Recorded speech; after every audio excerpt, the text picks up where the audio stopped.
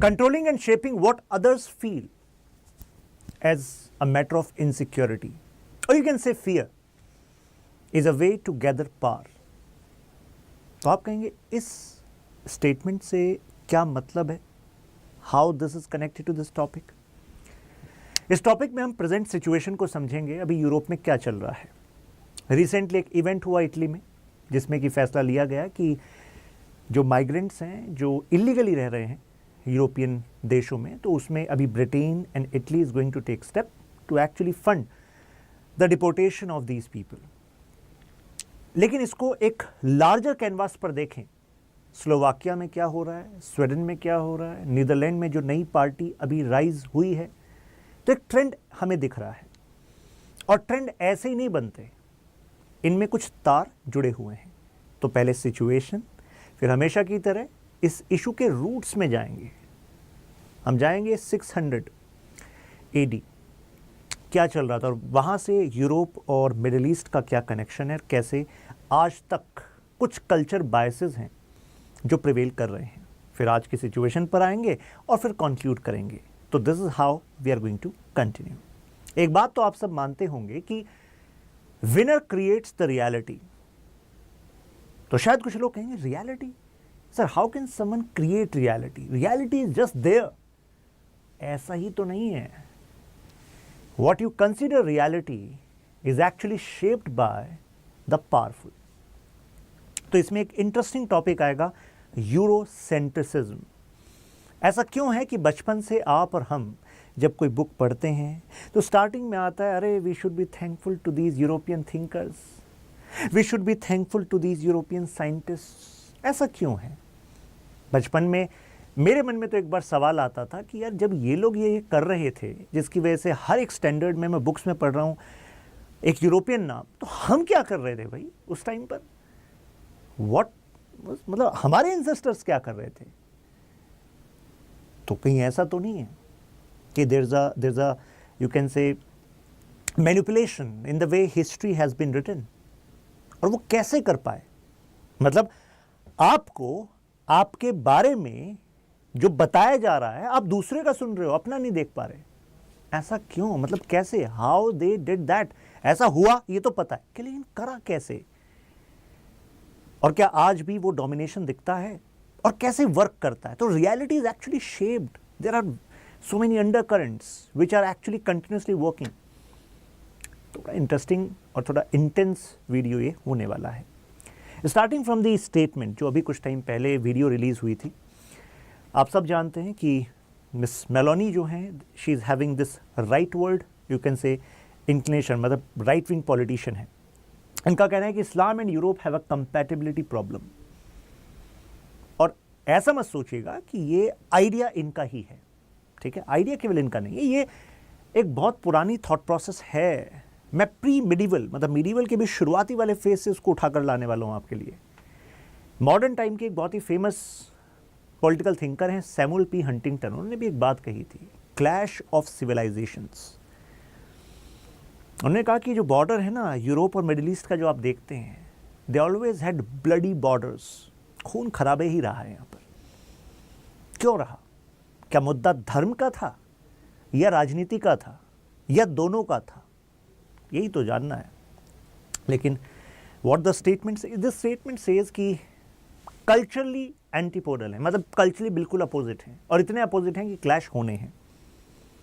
Miss Meloni says कि Italy में जो कुछ कल्चरल सेंटर्स चल रहे हैं, Islamic cultural centres, they are funded by Saudi and they are trying to do this Islamisation of Europe gradually.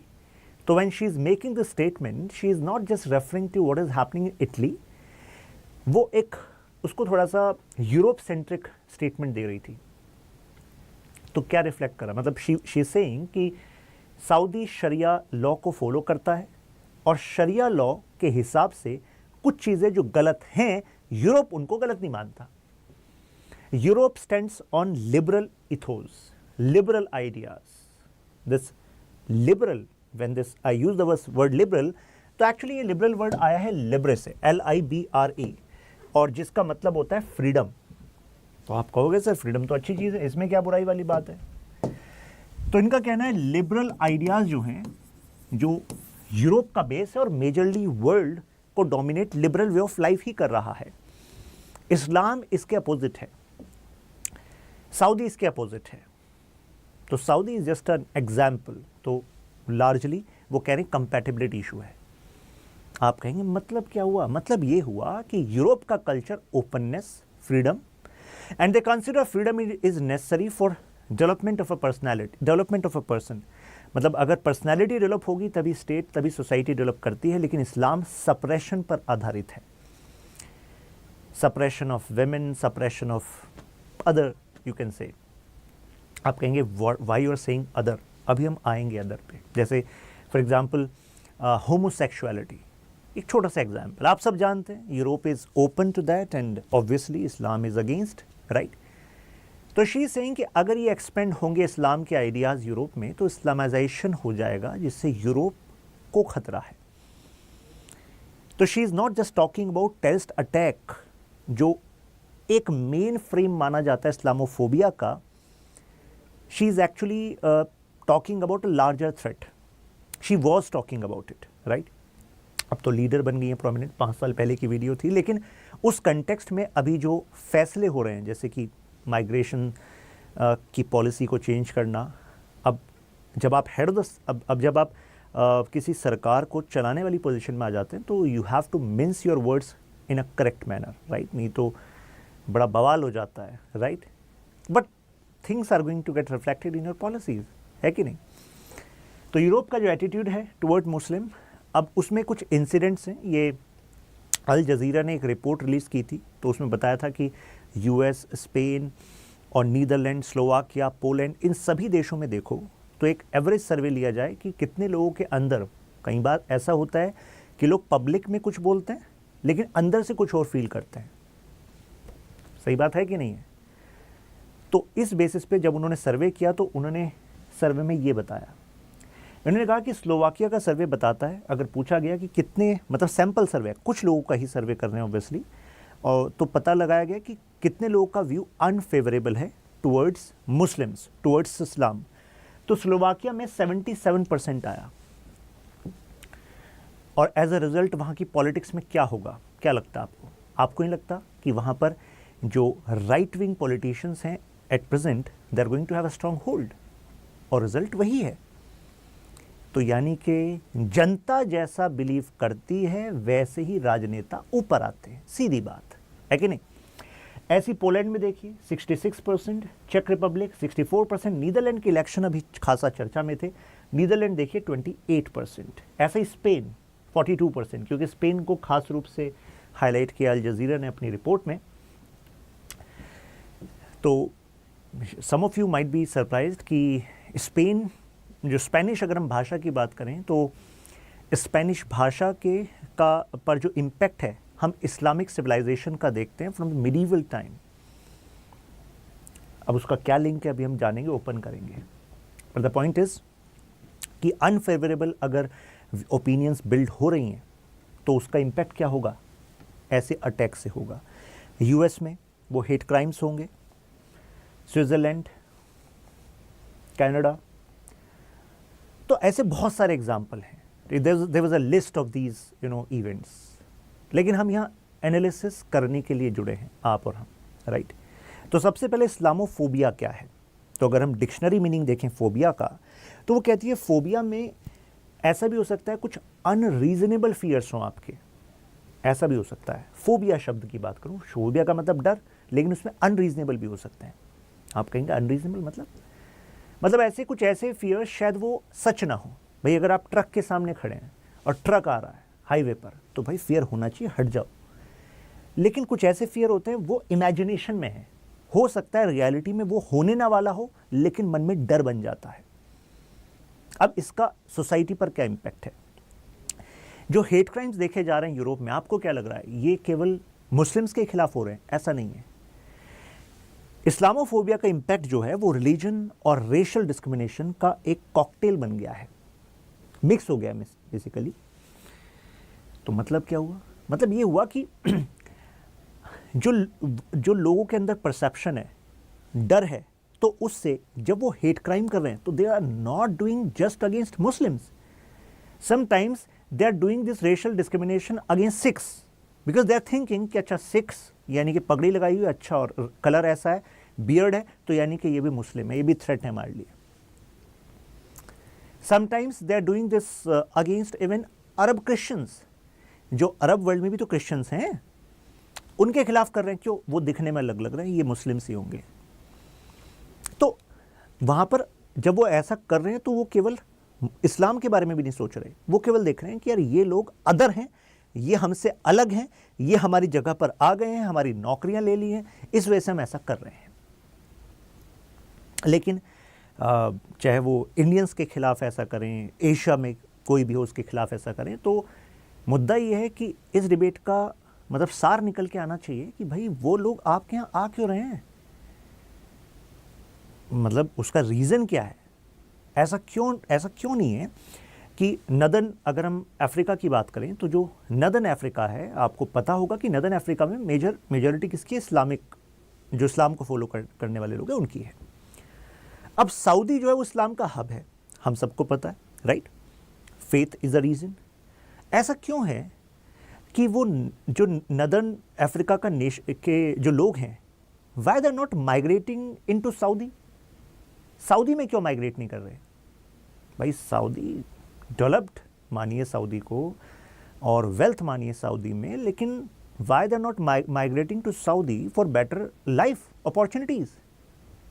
Because Saudi is not going to allow it, first of all, क्योंकि economy में तर्क लगाया जाता है. धर्म एक अलग चीज़ है, धर्म is a matter of faith. तो फेथ है, but the point is economy, खुद की पॉलिटिक्स, अपने रिसोर्सेज, अपने लोग, सऊदी सरकार की जिम्मेदारी, वो उस चीज़ को भी तो देखेंगे ना. बात पकड़ में आ रही है आपको? तो मूवमेंट किसकी तरफ को हम देखते हैं? जैसे स्ट्रेट ऑफ गिब्राल्टार से हम क्या देखते हैं? स्पेन की तरफ, यूरोप की तरफ. अभी एक मूवी भी आ रही थी ना, डंकी, उसमें ये वर्ड दोबारा से एक पार्ट बन गया डिस्कशन का कि डंकी की तरीके से जाते हैं, इलीगल तरीके से जाते हैं, जान तक धो बैठते हैं, मतलब जान हाथ से चली जाती है. सो पॉइंट इज़ कि इस्लामोफोबिया जो है वो अब एक रिलीजन और रेशल दोनों का एक यू कैन से कॉम्बिनेशन बन गया है, राइट. एक स्टीरियोटाइपिंग बन गई है. तो शायद आप में से कुछ लोग सोचेंगे सर इससे फ़र्क क्या पड़ रहा है? यूरोप में कुछ जगह ऐसा सोच रहे हैं लोग, दूसरों को ख़त्म कर रहे हैं लोग, फ़र्क ही क्या पड़ रहा है? फ़र्क पड़ रहा है क्योंकि जो मेजर आइडियोलॉजिकल ट्रेंड होते हैं ना, वो राजनीति को प्रभावित करते हैं, इकोनॉमी को प्रभावित करते हैं. और आज हम ग्लोबलाइज्ड वर्ल्ड में हैं, इंटरकनेक्टेड है. तो अगर मेजर ट्रेंड बन रहा है तो ट्रेंड आपको नहीं लगता कि ग्लोबल इकोनॉमी, ग्लोबल पॉलिटिक्स काफ़ी बड़े इम्पैक्ट डालेगा? अरे वो इंटरनेशनल रिलेशंस पे भी इम्पैक्ट डालता है, और इंटरनेशनल रिलेशंस आपकी इकोनॉमी, पॉलिटिक्स दोनों पर इम्पैक्ट डालते हैं. तो अभी जाते हैं इसके अंदर. तो Islam as a collective other देखा गया है यूरोप में, और ये आज की बात नहीं है, हम अभी फ्रॉम द स्टार्ट इस बात को लेकर आएंगे, from the expansion of Islam. Now coming back to the history of the conflict. चलिए शुरुआत करते हैं जब से इस्लाम बना, right. We are talking about prophet Mohammed. यहाँ पर इस्लाम बना, इस शब्द के कई लोग खिलाफ होंगे. You know why? अगर मैं आपसे कहूँ कि इस्लाम की शुरुआत कब से हुई, तो शायद कुछ लोग कहेंगे सर ये दिख तो रहा है यहाँ पर प्रॉफेट मोहम्मद, वहाँ से शुरुआत हुई. लेकिन कुछ इस्लामिक जो स्कॉलर्स हैं उनका कहना है कि एक्चुअली इस्लाम जो है प्रॉफेट मोहम्मद के पहले भी था. प्रॉफेट मोहम्मद का कंट्रीब्यूशन ये था कि यहाँ से फॉर्मलाइज हो गया. एक कुरान है, अब this is the basis, this is the only basis. कहा गया कि अगर हम अब्राहमिक रिलीजन्स की बात करें, कुछ लोग कहेंगे यार अब्राहमिक रिलीजन क्या होता है? Why we say Jews, Christians and Muslims, all of them belong to one Abrahamic religion. और अब्राहमिक रिलीजन के लॉजिक मतलब जो कहता है कि अब्राहम वो एक अलग से प्रॉफिट हैं. उनके अगर हम नीचे जाएं, मतलब एक मैंने वीडियो बनाई थी legacy lecture on Israel Palestine, तो उसमें मैंने डिटेल में एक चार्ट दिखाया हुआ है. उस चार्ट को मैंने बताया हुआ है कि कैसे आइसेक इमैनुअल, और इमैनुअल से फिर नीचे हम जाते हैं और इधर फिर हम जैकब पर आते हैं। जैकब जिनको इज़राइल भी कहा गया, जिसके नाम पर आज इज़राइल देश पड़ा। फिर हम फर्दर नीचे जाते हैं, उसके बाद कौन आया, फिर हम उसमें जीसस के पास जाते हैं। तो पॉइंट इज़ कि Abraham, Isaac, Emmanuel, prophet Mohammed, Jews को रिप्रेजेंट कर रहे हैं यहाँ पर, जैसे आइसक और फिर जैकब और यहाँ पर फिर जीसस। तो ये सभी नाम जो हैं ये कुरान में भी हैं। मतलब कुरान अब्राहम के बाद आए जितने भी हैं जो पैगंबर्स हैं, तो इन पैगंबर्स को कुरान भी रिकॉग्नाइज करता है। और कुरान, और अगर क्रिश्चियनिटी में बात करें कि पहले कौन था, तो पहले क्रिश्चियनिटी थी, क्योंकि क्रिश्चियनिटी का ओरिजिन कहाँ से है? जीसस क्राइस्ट से है। तो यानी कि आपका लॉजिक कहना चाहिए कि सर फिर इस्लामोफोबिया क्यों, ऐसा क्यों है कि क्रिश्चियनिटी, मतलब अगर रिलीजन के एंगल से देखें क्रिश्चियनिटी और इस्लाम अपोजिट कैसे हो गए? क्योंकि अगर कुरान बाद में आ रहा है, यहाँ पर कुरान आ रहा है, देखिए, preaching of Mohammed start the Islamic faith, यहाँ पर देख रहे हैं आप। और यहाँ पर ऑलरेडी हम बर्थ ऑफ जीसस देख चुके हैं, क्रिश्चियनिटी। तो अगर यहाँ पर ये अब्राहमिक रिलीजन आता है इस्लाम, और इस्लाम कह रहा है कि Islam is the last Abrahamic religion, मतलब एक तरीके से कुछ लोग इस तरीके से बोलते हैं इस बात को कि अगर ये सभी अब्राहमिक रिलीजन हैं, जैसे कि ज्यूस, फिर आपके जो जीसस आए, तो यानी कि क्रिश्चियनिटी की शुरुआत हुई, और उसके बाद इस्लाम, अगर ये सभी अब्राहमिक रिलीजन है, क्योंकि अब्राहम से ही कनेक्ट हुए हैं सारे के सारे प्रॉफिट्स, और सबके बारे में मेंशन यहाँ पर कर ही दिया गया है, तो फिर तो अपोजिट नहीं होना चाहिए था। इट शुड बी लाइक कि Islam has subsumed all the others, but it is a matter of faith ना। वे डिस्टिंक्ट आइडेंटिटी लेकर चल रहे थे, यहां एक डिस्टिंक्ट आइडेंटिटी बन चुकी थी। बात समझ रहे हैं आप? तो ऐसे में इन्होंने कहा कि इस्लाम, यहां पर कुरान कह रहा है कि एक तरीके से एंड, अब इससे नेक्स्ट कुछ नहीं है Abrahamic religion, this is the end, this is the ultimate. तो यहां पर अब आपको समझ में आ जाना चाहिए, अच्छा यानी कि क्रिश्चियनिटी में जो चर्च था, जैसे कि पेपेसी यानी कि रोमन कैथोलिक चर्च कह रहा था कि भाई अब्राहमिक रिलीजन में we are the ultimate, we are the advance version of this, there were some gaps here in Judaism and now we are the refinement and we are the ultimate. But now there is another religion which is saying कि अरे भाई ultimate हम है, this is the ultimate. तो मुझे बताइए ये एक बेसिस ऑफ कॉन्फ्लिक्ट होगा कि नहीं होगा अगर इसका रिलीजन एंगल देखा जाए? बिल्कुल होगा। और उसके बाद देखिए क्या हुआ। अब मैं आपको एक मैप दिखाता हूं, ये मैप देखिए, इससे समझिए। यहां पर जो आपको डार्क ग्रीन कलर दिख रहा है ना, यहां पर देखिए मक्का एंड मदीना, राइट। और यहां पर आपको दिख रहा होगा अंडर प्रॉफिट मोहम्मद 622 से 632। तो आप देखिए कि इस्लाम अपने आप में एक एक्सपेंशन करने वाला रिलीजन, यानी कि जो इस्लाम की स्थापना है वो केवल मैटर ऑफ फेथ नहीं है, that was a matter of consolidating political power as well। ये कहा जाता है कि प्रॉफिट मोहम्मद ने इस बात को रिकॉग्नाइज किया कि यहां पर इस फेथ को अगर फैलाएंगे नहीं, एक्सपेंड नहीं करेंगे, तो ऐसे में ये सोसाइटी ऑर्गेनाइज ही नहीं हो पाएगी। And that is why Islam sees the world when it comes to faith as a matter of expansion. और ये एक्सपेंशन देखिए होता रहा, देखिए प्रॉफिट मोहम्मद, फिर अबू बकर, देन अंडर अली, देखिए आपको लाइट ग्रीन दिख रहा है, तो पहले डार्क ग्रीन, फिर इससे लाइट ग्रीन, फिर इससे लाइट ग्रीन, ये सब आप एक्सपेंशन देख रहे हैं। ये वो रीजन है जहां पर आज आप इराक देखते हैं, राइट। ये पर्शिया देखते हैं, और आप सब जानते हैं कि पर्शिया का ह्यूज इन्फ्लुएंस रहा फर्दर ईस्ट पर, राइट। और इसके बाद उमैयद कैलिफेट, अब्बासिद कैलिफेट। तो कैलिफ क्या रिप्रेजेंट करता है? कैलिफ रिलीजियस हेड भी है और पॉलिटिकल हेड भी है एक तरीके से। तो कैलिफेट, अब आपको रिकॉग्नाइज हुआ कि एक्चुअली जो आइसिस है, तो आइसिस क्या कह रही थी? आइसिस कह रही थी कि कैलिफेट स्टेब्लिश करनी है। और कितने सारे लोग, मैंने क्या कहा, पब्लिक में ओपिनियन और प्राइवेट फेथ की ओपिनियन अलग अलग हो सकती है। तो आइसिस का जो सपना है वो एक्चुअली फेथ के हिसाब से कई लोगों का सपना होता है। मॉडर्न नेशनैलिटी के कॉन्सेप्ट से आप उसको नेगेट कर सकते हैं, यार कैसी बात कर रहे हो तुम, कह रहे हो कि दोबारा से कैलिफेट एक्सपेंड करें। ये जो आप देख रहे हैं ना, ये वाला एरिया, आज यहां पर आप स्पेन देखते हैं, अंदोनिसा, इस शब्द का जिक्र जो है वो आईसिस भी करती कि भाई फर्दर एक्सपेंड करके यहाँ तक कि पूरा दोबारा से लाएंगे। That's a matter of faith. Modern nationality के जो कॉन्सेप्ट है उसके बेसिस पे कहा जाएगा यार तुम यहाँ से बिलोंग करते हो, तुम्हें यहाँ पर कैलिफेट से क्या लेना देना, तुम इस देश के नागरिक हो, इस देश के प्रति तुम्हारा समर्पण होना चाहिए। इस बात पर सवाल उठता है कि नहीं उठता है? उठता है। अब आप लोग उसको ओपनली बोलें या ना बोलें, उठता तो है और नेगेट किया जाता है, यार गलत कर रहे हो तुम। लेकिन आपको समझना होगा कि दूसरे का जो वर्ल्ड व्यू है, हर किसी का, हम में से हर किसी का वर्ल्ड व्यू हमारी कम्युनिटी, हमारी सोसाइटी से आता है। इस पे एक बाकायदा, इस पे अलग से you can say there is a dedicated school of thought on this, जिसको हम कम्युनिटेरियन कहते हैं। कम्युनिटी से बना वर्ड कम्युनिटेरियन। वो कहता है कि हर किसी का जो सेल्फ होता है वो कम्युनिटी सेंटर्ड होता है, कम्युनिटी से निकलता है। तो अगर कम्युनिटी, अगर मैं इस्लामिक कम्युनिटी की बात करूं तो अगर फेथ के बिहाफ पर द वर्ड इज से उम्मा, इस्लामिक ब्रदरहुड, तो वो फेथ का मैटर है। वो पर्सपेक्टिव धर्म में है कि सभी जो मुस्लिम्स हैं वो सब ब्रदर ही हैं।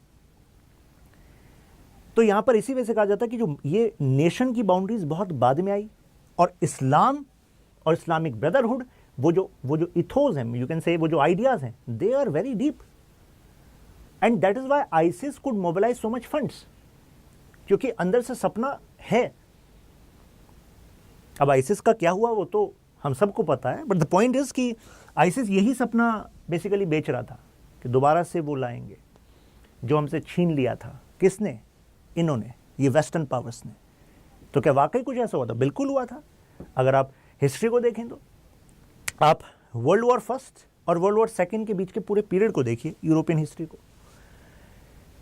फिर आप साइकस-पाइकट एग्रीमेंट को देखिए कि कैसे ब्रिटेन और फ्रांस मिलकर इस एरिया को अलग अलग पीसेस में कट कर रहे हैं, creating various nationalities and doing injustice to some sections, especially Kurdistan पे मैंने अलग से वीडियो बनाई थी, उसमें मैंने इसकी हिस्ट्री को डिटेल में डिस्कस किया था। इसकी हिस्ट्री, पॉलिटिक्स, क्यों ऐसा है कि इराक में भी कुर्दिश इशू था, सीरिया में भी कुर्दिश इशू है, उधर टर्की की फॉरेन पॉलिसी एंड उसकी alignment with Russia and other, Syria, उसमें भी कुर्दिश इशू है। तो ये है क्या भाई इस एरिया का इशू? वो साइकस-पाइकट एग्रीमेंट से है।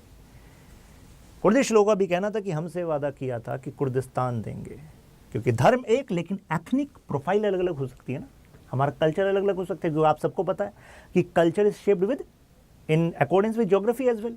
जैसे हिंदू धर्म को फॉलो करने वाले बहुत लोग होंगे।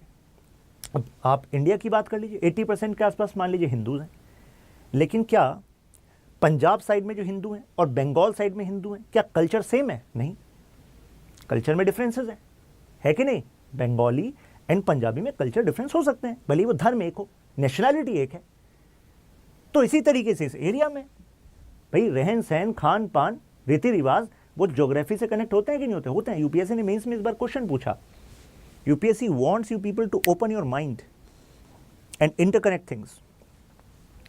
तो ये जो एक्सपेंशन था उस समय, अब आपके मन में आना चाहिए ऊपर क्या चल रहा था भाई? ये एक्सपेंशन हो रहा था। और ध्यान रखिए, अभी हम कहाँ हैं? अभी हम इस फेज में हैं। ये तो मिडीवल की भी शुरुआती फेज में हम। आ रही बात समझ में आपको? तो इस समय पर ऊपर क्या चल रहा था? यहां पर क्रिश्चियनिटी तो ऑलरेडी थी, but Christianity was not consolidating itself as a one political power in a way Islam could do. Islam ने कहा धर्म तो है ही, बट भाई पॉलिटिकल एक्सपेंशन जरूरी है, इसके बिना नहीं चलेगा। लेकिन यहां पर चर्च उस समय तक इसमें सक्सीड नहीं हो पाया। चर्च को इसमें टाइम लग रहा था। यहां पर अलग अलग जो फ्यूडल लॉर्ड्स थे उनमें बटा हुआ था। अगर जैसे अगर मैं अभी तो मैं 1699 1700 की बात कर रहा हूँ, इवन 1500 की बात करूँ, अगर मैं 1500 की बात करूँ, तो क्या अंदाज़ा लगता है आपको 1500 में यूरोप में कितनी स्टेट्स होंगी? लमसम स्टेट समझते हैं, जैसे कि आज नेशन स्टेट का आइडिया है कि एक स्टेट मतलब एक अथॉरिटी होगी, उसके पास संपूर्ण संप्रभुता यानी कि सोवरेनिटी होगी। ऐसे कितनी स्टेट होंगी? 1500 की ईयर की बात कर रहा हूँ। लमसम आइडिया लगा लो आप। कोई कहेगा सर यूरोपियन यूनियन में सर 27, 28, 50 मान लो सर। कोई कहेगा 1-2 एम्पायर मान लो, ब्रिटिश और जी किंगडम मान लो, स्पेन, फ्रांस, गिनने लग जाओ आप, तो आप में शायद कुछ लोग कहेंगे कि होंगे 20, 30, 50। आंसर पता है क्या है? लगभग 1500। ये तो मुझे लग रहा है याद भी रह जाएगा आपको।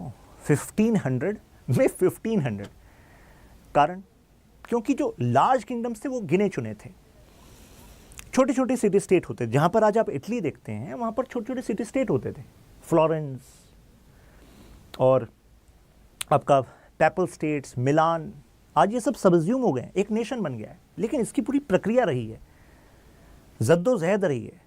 लेकिन सोचो इतने छोटे छोटे सिटी स्टेट, और दूसरी तरफ इस्लाम जो है वो कॉन्सोलिडेट हो रहा है पॉलिटिकली। तो अपने आप में एक बड़ी पावर होगा कि नहीं होगा? बड़ी पावर होगा। और बड़ी पावर होगा तो ऊपर वाला एरिया कुछ इनसिक्योर होगा कि नहीं होगा? अरे बिल्कुल होगा।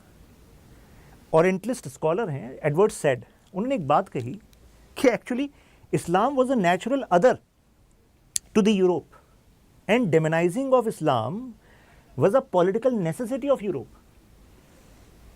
आप कहेंगे मतलब ये है कि भाई साहब अगर इस एरिया को एक करना है ना, तो उसके लिए आपको एक दुश्मन चाहिए, आपको इनसिक्योरिटी पैदा करनी पड़ेगी, तब जाकर यहाँ छोटे छोटे सिटी स्टेट, राजा सब एक होंगे।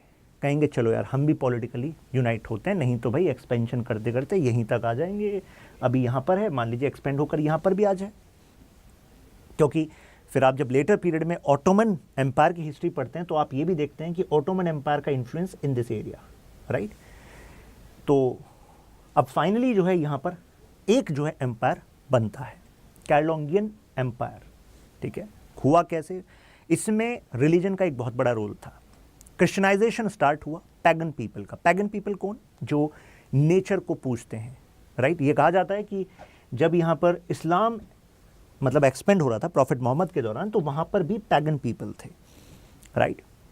आइडल वर्शिप भी करते थे, तो नेचर को पूजते, उसको पैगन बोला जाता है। यहाँ पर क्रिश्चियनिटी एक्सपेंड हुई और क्रिश्चियनिटी ने इस बेसिस पे जो वहाँ पर जो रूलर्स हैं उनको कहा कि we are going to give you the religious support. क्योंकि लोगों को अगर धर्म और देश के कानून में से एक को चुनना हो तो ज़्यादा चांसेस ये थे कि वो धर्म को चुनेंगे। लेकिन कानून का इंप्लीमेंट होना ज़रूरी है। अगर कानून नहीं इंप्लीमेंट हुआ तो भाई साहब क्या होगा? सड़कों पर लॉ एंड ऑर्डर का क्या होगा? तो इस वजह से राजा को भी अगर कानून को इंप्लीमेंट कराना है तो धार्मिक सपोर्ट चाहिए था। तो इस वजह से church became very powerful in this time. Even crusades करी गई, यानी कि वही काम, expansion, right. Expansion under the rule of papacy. जो Catholic you can say Vatican है, अब वेटिकन एक्सपेंड करेगा, क्योंकि एक्सपेंड करेगा तभी ये एरिया पॉलिटिकली सिक्योर होगा, राइट। अभी एक्सपेंशन होना स्टार्ट हुआ, लेकिन अगर कंपैरिजन करें तो इस एक्सपेंशन में papacy was not that much successful. और ये भी देखा गया उस समय पर, जैसे आप अब पर्शिया को देखते हो तो आप देखना ईरान, अगर जैसे हम इंटरनेशनल रिलेशंस को पढ़ते हैं करेंटली, तो इंटरनेशनल रिलेशंस को समझते हैं यार ये तो कुछ फैक्ट्स हैं, अच्छा ईरान ने ये कर दिया वो कर दिया, नहीं। ईरान जो कर रहा है, जो स्टैंड ले रहा है यूएसए के सामने, क्यों ले रहा है? There should be some cultural and historical context to what kind of decision Iran is taking as of now.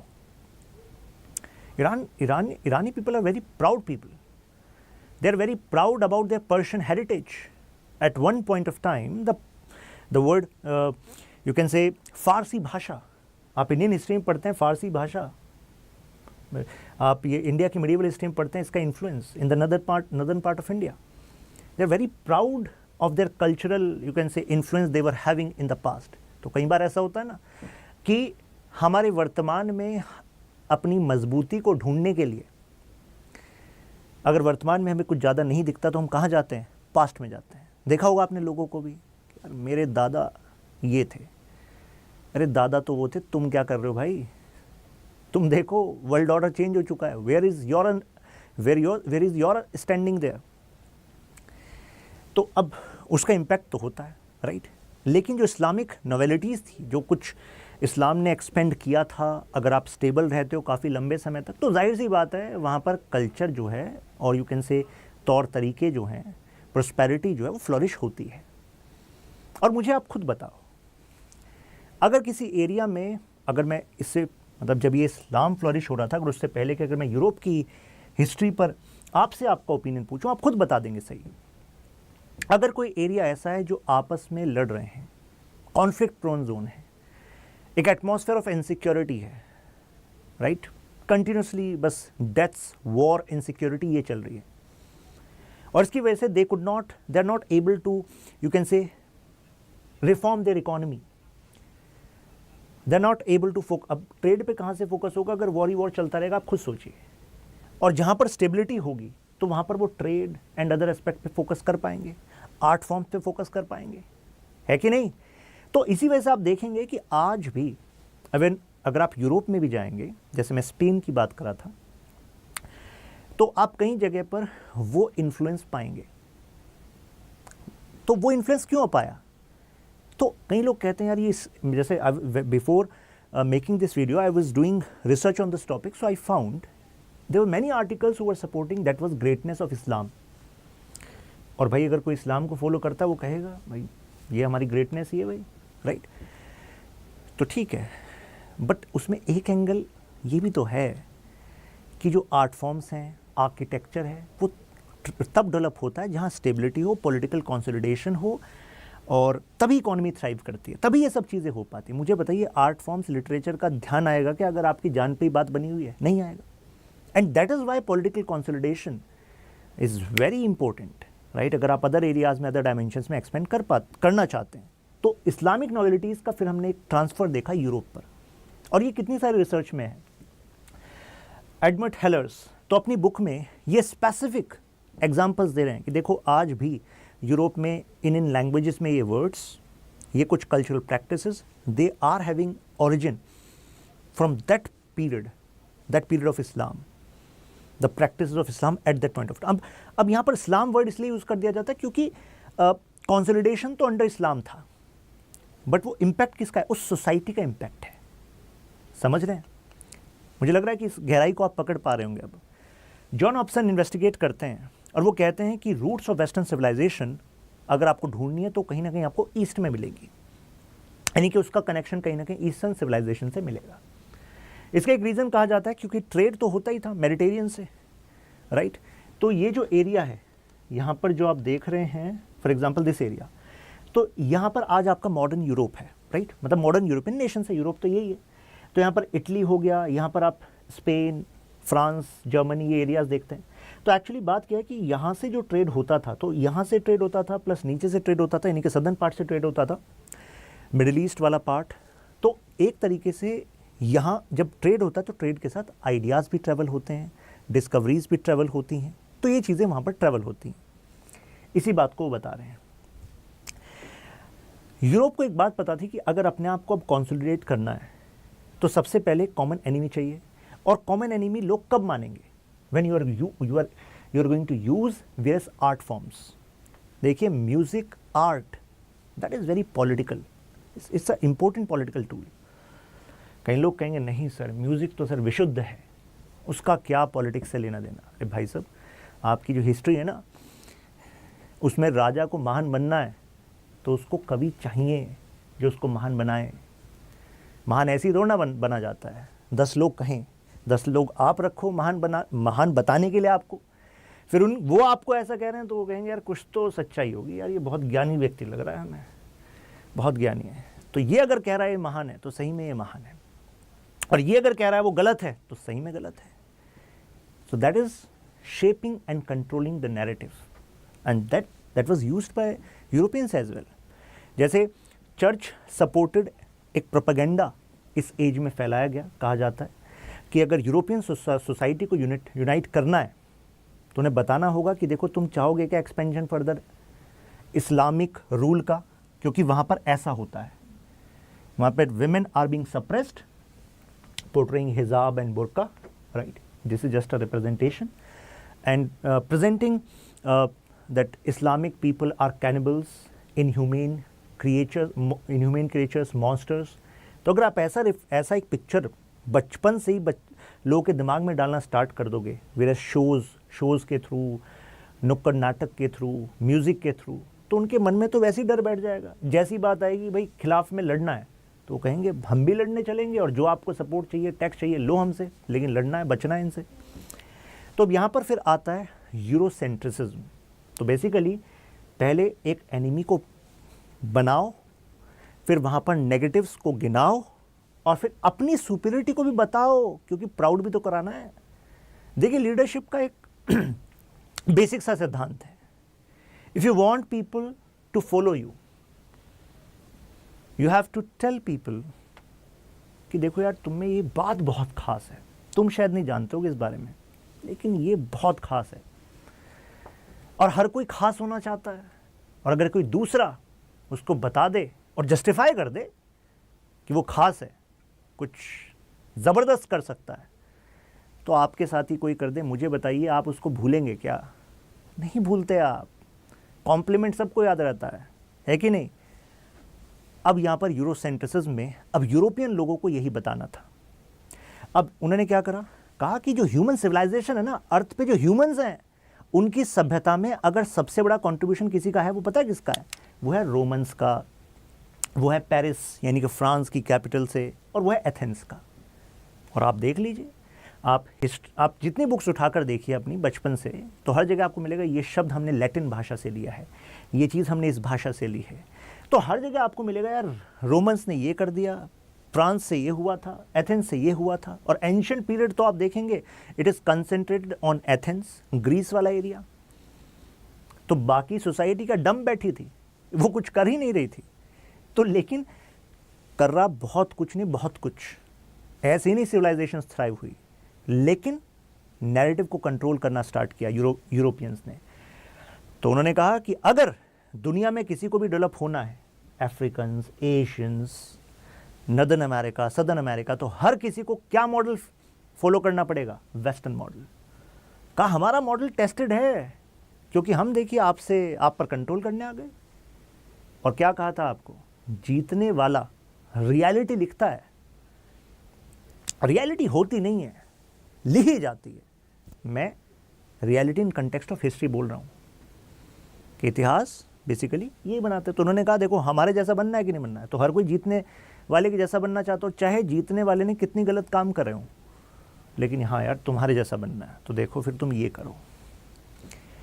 तो ऐसे उन्होंने कहा कि जितने क्रिएशंस हैं, फिनोमेना है, इनोवेशन है, जो यू कैन से हाई ग्रेड थिंकिंग है, जो थ्योरीज हैं, वो सब यूरोपियन वैराइटीज़ ही हैं, राइट। तो ग्रेट ह्यूमन सिविलाइजेशन बनना है तो केवल किसकी तरफ को देखो? वेस्ट की तरफ को देखो, राइट। और इस समय पर जैसे ही ये मॉडर्निटी शुरू हुई, मिडिवल से मॉडर्न की तरफ आ जाइए।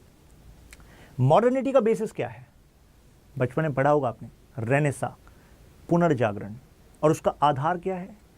वो तो सवाल कर रहा है चर्च पे। चर्च ने जद्दोजहद करी हुई थी कि भाई प्रोपेगेंडा को रखो, बाकियों को बताओ कि ये बैरबेरिक हैं, चाहे वो इस्लाम हो, चाहे वो अदर्स हो, जो एशियंस हैं, जहाँ पर तो ये सब बैरबेरिक हैं, इनके जैसा नहीं होना हमें, हम सुपीरियर हैं।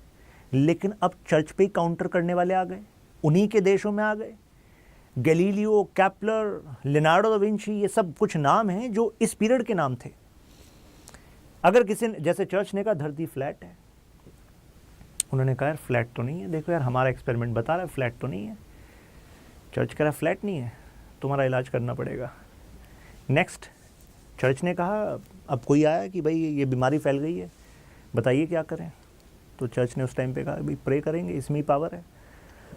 बच गए आप, देखो पावर, मर गए वो।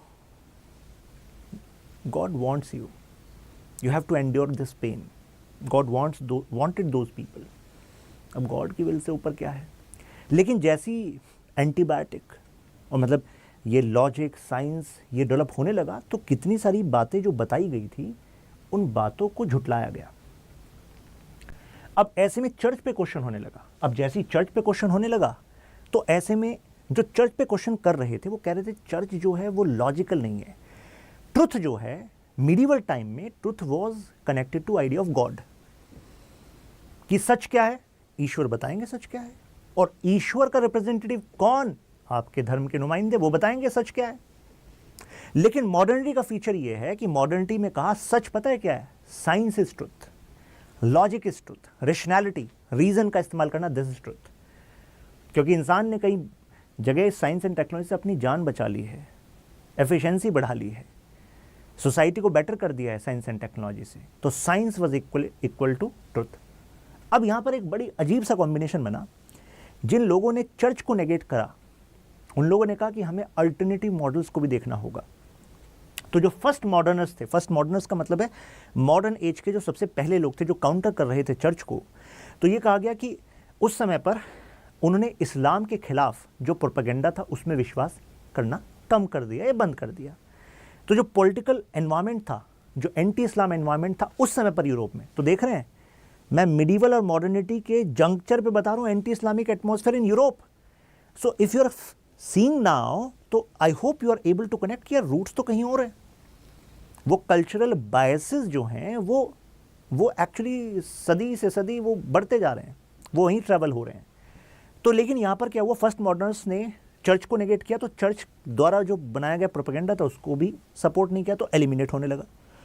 तो कुछ ऐसा लगने लगा कि इस्लाम जो है वो एक लॉजिस्टिक सपोर्ट है, लॉजिस्टिक सपोर्ट कि भाई हम तुम्हारे खिलाफ नहीं बोलेंगे, हमें केवल साइंस इज ट्रुथ, इस पर फोकस करना है। तो इनिशियल यूरोपियन थिंकर्स जो हैं वो मतलब उनका जो व्यू है वो थोड़ा डिफरेंट हुआ। अब यहाँ पर जो इमेज है पता क्या है, आपने देखा होगा कि कैथोलिक्स को चैलेंज कहाँ से मिला, प्रोटेस्टेंट से मिला। Martin Luther challenging the some of the believes ideas of Catholic church. तो यहाँ पर जो चर्च था उसमें ही फेथ बेसिस पे ही डिवीजन आने लगा, राइट। तो यहाँ पर church was facing this issue. तो अब इसके बाद चर्च को मेजर चैलेंज केवल इस्लाम से नहीं था, वो प्रोटेस्टेंट से भी था, राइट। लेकिन उसके कुछ टाइम बाद जब हम आगे बढ़े मॉडर्नाइजेशन में, तो फिर उसके बाद दोबारा से मुस्लिम्स, इस्लाम, इसको चैलेंज किया गया। कहा कि भाई देखो मॉडर्न एज में हम हैं, मॉडर्न एज में rationality, logic, it is the basis of truth, not just faith. तो यहाँ पर इस्लामिक फेथ जो है वो कुछ ऐसी प्रैक्टिसेस को जस्टिफाई कर रहा था जिसको जो अभी मॉडर्न एज के लोग थे वो कह रहे थे भाई ये तो गलत है। लेकिन जो इस्लाम को फॉलो करने वाला वो कह रहा है इस पे गलत सही की बात मत कर लेना भाई, ये फेथ का मामला है, फेथ पे सवाल नहीं कसूँगा। तो वो कहेगा मॉडर्न, जो अब मॉडर्न है वो कहेंगे कि नहीं यार logic is the basis, humanism पे फोकस होना चाहिए। ह्यूमनिज्म का मतलब है कि लाइफ का सेंटर ह्यूमन का कंसर्न है।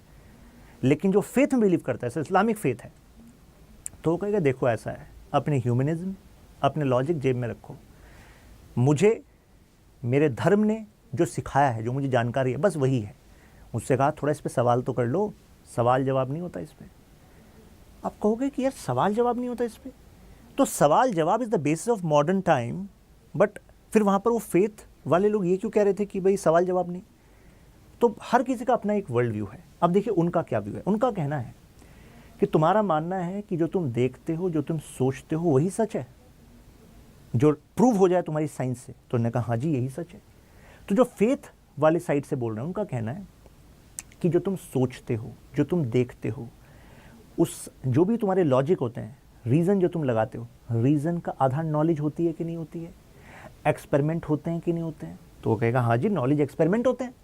तो फेथ को सपोर्ट करने वाला कहेगा कि भाई साहब तुम्हारा जो लॉजिक है, तुम्हारी जो नॉलेज है उसकी एक लिमिटेशन है, लेकिन गॉड की पावर लिमिटलेस है, गॉड की नॉलेज लिमिटलेस है। जो मेरा टेक्स्ट बता रहा है, जो मेरा रिलीजियस टेक्स्ट बता रहा है, ये है अल्टीमेट नॉलेज, तुम्हारी है लिमिटेड नॉलेज। तो तुम कितने भी लॉजिक लगा लो, तुम इसको समझ नहीं पाओगे कि ऐसा क्यों करा गया था, क्यों कहा गया था। तो रास्ता केवल एक है, जो कहा गया मान लो, believe in Allah. That was the debate and that is the actually debate of modern time. ये अभी तक की यही तो डिबेट है। वहां पर यूरोपियन सोसाइटीज आर सेइंग कि यार ये गलत है शरिया के हिसाब से। वो कह रहे गलत मत बोल देना। कैसे कह रहे हो गलत है शरिया के हिसाब से? तो आप समझे क्यों ऐसा कह रहे हैं। So first we need to understand the reality, right. 19th century, अब जैसे ही ये नेविगेशन शुरू हुआ तो अब दुनिया में जगह जगह इंफॉर्मेशन और जगह जगह पर इन्फ्लुएंस भी बढ़ने लग गया। ये जो इमेज है ये बता रही है कि देखो ब्रिटिशर्स का राज, मतलब कहा जाता था ना कि भाई सूरज नहीं डूबता, क्योंकि दुनिया के हर एक लगभग जगह पर Britishers were having their footprints. तो अब ये केवल ब्रिटिशर्स के फुटप्रिंट नहीं थे, साथ में अगर आपको याद आ रहा हो, जब मैं आपको इंडियन पॉलिटी पढ़ाता हूँ सिलेबस में, तो पहला टॉपिक हिस्टोरिकल बैकग्राउंड, कुछ याद आ रहा है? Historical background of Indian constitution वाले चैप्टर में चार्टर एक्ट 1813 पढ़ाता हूँ। चार्टर एक्ट 1813 में याद करो एक पॉइंट, मिशनरीज को अलाउ करा जाना, क्रिश्चियनिटी को प्रोपगेट करना as a matter of white men's burden for civilizing these barbarics, हमें बैरबरिक्स बोल रहे थे बेसिकली, याद आ रहा है कुछ? तो यानी कि जो एक्सपेंशन था केवल ये इकोनॉमिक नहीं, इकोनॉमिक तो था ही, लेकिन साथ में ये एक्सपेंशन तभी सस्टेन हो सकता था जब साथ में रिलीजन, कल्चर, इन सब पर भी इन्फ्लुएंस डाला जाए, राइट? अब मुस्लिम्स ने इस हेजेमनी का विरोध किया। अब आप देख लीजिए, जहाँ पर आज मिडिल ईस्ट है वहाँ पर हम ब्रिटिश, फ्रेंच, इनकी प्रेजेंस देखते आए हैं 19वीं सेंचुरी में, और प्रेजेंस का बेसिस क्या था? कॉलोनियल एक्सपेंशन, पैसा कमाना, भाई ये रूट हमारे कब्जे में होने चाहिए। अब क्योंकि Muslims were opposing and ideologically Muslims were opposite, तो जाहिर सी बात है यहाँ पर एक कन्फ्रंटेशन लगातार आप देखोगे कि नहीं देखोगे? देखोगे। तो यहाँ पर कहा गया कि जो इस्लाम है वो एक फियर है वेस्टर्न सिविलाइजेशन के लिए, और ये कहा गया कि क्योंकि इतिहास में कॉन्फ्लिक्ट हम देखते आए हैं, अभी हम पूरी स्टोरी डिस्कस ही कर रहे हैं, तो भाई सर फिर तो Islam is like an enemy for Europe which can come back for the earlier confrontation. अब इसी परिप्रेक्ष्य में अब समझिए आज के इस्लामिक फोबिया को। तो आज का जो इमिग्रेशन और जो इंटीग्रेशन जो आप देख रहे हैं यूरोप में, वो इस कंटेक्स्ट में है। कई लोग सोचेंगे कि सर पुराने लोग तो कभी के मर गए, चले गए, क्या ही फर्क पड़ रहा है अब? नहीं, जनरेशन से जनरेशन जो आइडियल्स हैं, जो विश्वास हैं, वो किताबों के थ्रू, पेरेंट्स से बच्चों को, अलग अलग कल्चरल सिंबल से वो ट्रैवल करते हैं, and that is what is happening, right? जो टेंशन है अब ये फर्दर एग्जैबरेट क्यों हो गई? क्योंकि अब इस्लाम तो शुरू से देखता ही आया है। अब आप खुद इस एग्जाम्पल से समझो कि कितने सारे जो टेररिस्ट होते हैं, दे आर वेरी मतलब वेल एजुकेटेड, मतलब कोई सिविल इंजीनियर है, कोई सर्जन है, लेकिन वो टेररिस्ट ऑर्गेनाइजेशन में है और मिशन हेड बने हुए हैं। कैसे? Because they are taught about the history, they are taught about the conflict which is going on in the world which other people may not be seeing, but you being a Muslim, you are given this opportunity to actually lead to that ultimate objective which your faith demands, expansion in the word jihad. अब उसके लिए फिर क्या होगा? जैसे वहाँ पर terrorist attack होंगे कि भाई ये हम पर इन्फ्लुएंस डाल रहे हैं, कल्चरल इन्फ्लुएंस डाल रहे हैं, इस्लाम को खतरा है इससे, तो भाई काउंटर अटैक में वो टेररिस्ट अटैक कर रहे हैं। कल्चर इन्फ्लुएंस अगर एक्सपेंड हो रहा है तो counter attack to save Islam. Osama bin Laden कि आप वीडियो देखेंगे जो पहले जब काफ़ी चर्चा में था ओसामा बिन लादेन, तो what he was saying, so he was saying exactly that कि भाई इस्लाम को खतरा है वेस्टर्न पावर्स से, इस वजह से इनको जवाब देना पड़ेगा, जिससे कॉन्फिडेंस बिल्ड हो that Islam is the great religion. तो वहाँ पे पॉलिटिकल एंगल साथ में कनेक्टेड है। अब यूरोप में क्या होता है, जैसी इकोनॉमिक क्राइसिस हुए 2007-2008 वाला जो सब प्राइम क्राइसिस हम कहते हैं यूएस से स्टार्ट हुआ, अब ये एक पॉलिटिकल टूल बन गया इस्लामोफोबिया। कारण क्यों? अगर यूरोपियन लोग जो चाहे वाइट रेस से हैं, यूरोपियन तो अब यहाँ से भी आकर बस गए वहाँ पर, लेकिन पॉइंट इज़ कि जो एक्चुअल में यूरोपियन लोग हैं, जब वो देखेंगे यार ये प्रॉब्लम क्यों हो रही है हमें, इकोनॉमी में slow down, joblessness, livelihood issues, तो everyone needs one enemy. On this basis you can consolidate support, इस बेसिस पे आप सपोर्ट ले सकते हो। Then who is that enemy? Immigrants. और अगर इसमें तड़का लगा दिया जाए रिलीजन का तो मज़ा ही आ जाए इन पॉलिटिशियंस को।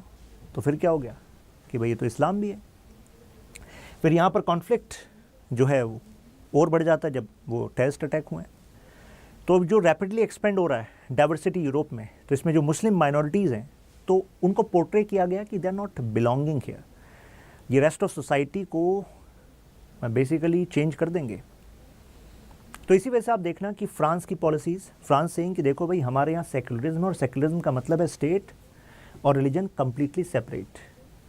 तो पब्लिक स्फेयर में आपके रिलीजियस सिंबल्स, रिलीजियस बिलीफ्स के आधार पर कुछ प्रैक्टिसेस हो सकता है हम आपको बैन कर दें और आप उसमें गलत नहीं कह सकते उसको, क्योंकि ये देश ऐसा ही है, इस देश में यही पॉलिसी चलेंगी, क्योंकि this is our meaning of secularism. तो वहाँ पर भी आप एक कॉन्फ्लिक्ट देखते हैं। तो जो अनएम्प्लॉयमेंट जैसे इश्यूज़ हैं वहाँ पर भी इस फिर ये प्रोजेक्शन हो जाता है कि यार जॉब्स कौन ले रहे हैं, ये लोग ले रहे हैं, right. Approximate 20 million Muslims who live in EU depicted as threats, inherent threats। तो ये कहा जाता है कि कई बार माइनॉरिटीज़ को स्केपगोट भी बनाया जाता है, एक डर फैलाया जाता है, इस्लामाइजेशन हो रहा है यूरोप का। अब पॉइंट इज़ कि ये जो डर है ये फैल क्यों रहा है। तो एक तो हिस्ट्री है, दूसरा प्रेजेंट कंटेक्स्ट, टेररिस्ट अटैक 9/11 के बाद तो बहुत बड़ा यू कैन से एक नेगेटिव इम्पैक्ट हुआ, राइट। यहाँ पर अब बाकायदा इस्लामिक फोबिया का एक नेटवर्क है। नेटवर्क का मतलब क्या है, मतलब it is not just about people and it is not just about one nation. हम एक यू कैन से राइट विंग का जो राइज हम देख रहे हैं वहाँ पर, मतलब जैसे स्लोवाकिया, पोलैंड, मैंने जो एग्जांपल्स आपको दिए, तो यहाँ पर एक पॉलिटिकल ब्रास ऐसा, उसको एक बात पता है कि जनता से वोट हम तभी ले पाएंगे जब जनता के मन के अंदर जो है हम उस तार को छेड़ दें और फिर कहें कि देखो यही प्रॉब्लम है। हम असलियत में प्रॉब्लम को आइडेंटिफाई कर पा रहे हैं, दूसरे नहीं आइडेंटिफाई कर पा रहे, जो ये सो कॉल्ड लिबरल्स हैं। तो जनता कहेगी ये है, इसके अंदर हिम्मत है सच बोलने की, तो जनता सपोर्ट करेगी। अब जनता का ये सपोर्ट बना रहे तो ये रिफ्लेक्ट होता है कई सारे आपकी मीडिया पॉलिटिकल रेटोरिक्स में, जो जिस तरीके के भाषण दिए जाते हैं, वायलेंट एक्सट्रीमिस्ट्स जो एक्शंस होते हैं। अमेरिका की फॉरेन पॉलिसी जैसे ट्रम्प टाइम में कहा कि भाई immigration ban from these countries targeting Islamic countries. तो इस्लामोफोबिया नेटवर्क इसको कहा गया। एक सेंटर फॉर अमेरिकन प्रोग्रेस है, उसकी रिसर्च ने कहा फियर इंक करके कि करीब $42.6 मिलियन खर्च हुआ केवल इन्हीं बिलीव्स को सोसाइटी में बनाए रखने के लिए, जिससे कि जब समय आए पॉलिटिकली कैश करने की बात हो तो ये पॉलिटिकली यूज़ भी हो जाए, राइट। तो कंक्लूजन के तौर पर हम कह सकते हैं कि जो रिसर्च है वो शो करती है कि इस्लामोफोबिया जो है वो सोसाइटी में एनिमोसिटी तो ला ही रहा है, और इससे जो रियल प्रॉब्लम्स हैं, कहीं ऐसा तो नहीं है कि we are giving our political brass a chance to actually diagnose the problem correctly, operate on it. क्योंकि अगर बहाना मिल जाता है तो सही जगह काम नहीं हो पाता, राइट। और इसमें हर एक पक्ष को सोचना पड़ेगा, है ना, क्योंकि ये कलेक्टिव इशू है ना दुनिया का, तो हर एक पक्ष को सोचना पड़ेगा, हर किसी को वोकल होना पड़ेगा उस पर्टिकुलर ब्लॉक में, उस पर्टिकुलर जो बिलीवर्स हैं, चाहे वो यूरोपियंस हैं या मतलब क्रिश्चियनिटी को बिलीव करने वाले हैं या आपके इस्लाम को बिलीव करने वाले हैं, तो कहाँ पर मुखर भी होना पड़ेगा। मुखर का मतलब होता है क्लियरली बोलना पड़ेगा कि भाई चाहे ये मेरे फेथ को फॉलो करते हैं लेकिन ये चीज़ गलत है तो गलत है। तो जितना मुखर हम राइट्स को लेकर हैं उतना ही मुखर हमें या ओपनली हमें रेस्पॉन्सिबिलिटीज़ के लिए भी होना पड़ेगा, राइट। तभी वो जो पर्सपेक्टिव है सोसाइटी का वो सही से मोल्ड होगा, सही जगह होगा। यहाँ पर इम्पैक्ट जो है विमेन पे भी बहुत ज़्यादा देखा जाता है। Many governments have taken step in this regard. ऐसा नहीं है सारी की सारी सरकारें में यही चल रहा है, सरकारों में हेट क्राइम्स को लेकर कानून बनाए गए हैं, क्योंकि अल्टीमेटली ये पब्लिक मोराल को इम्पैक्ट करता है अगर ऐसा होता है। पब्लिक अवेयरनेस कैंपेन चलाई जा रही हैं जिससे कि ये जो नेगेटिविटी है, हेट्रेड है, वो ख़त्म हो, राइट, कम हो।